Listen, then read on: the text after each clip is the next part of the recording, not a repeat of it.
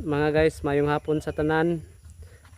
For awareness lang niyo, kung kani nahitabo ni dito sa Zamboanga del Sur kani adto na mga hayop pangkuan og lamang loob, diri nahitabo pod karon diri lang sa Midkiwan, sakop ning barangay sa Bayanga ning Dakbayan sa Cagayan de Oro City. Diri na pod sila ming atake.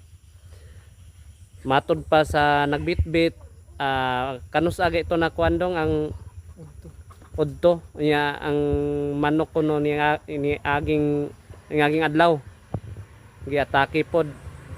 Ang lamang loob ra gigikaon, gamay lang kinibilin, nawala ng mga atay.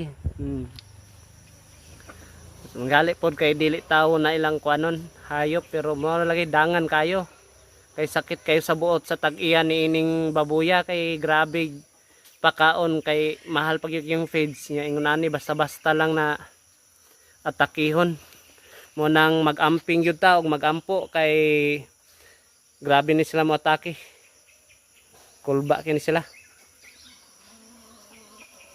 Marami ba litson no naman ni di ay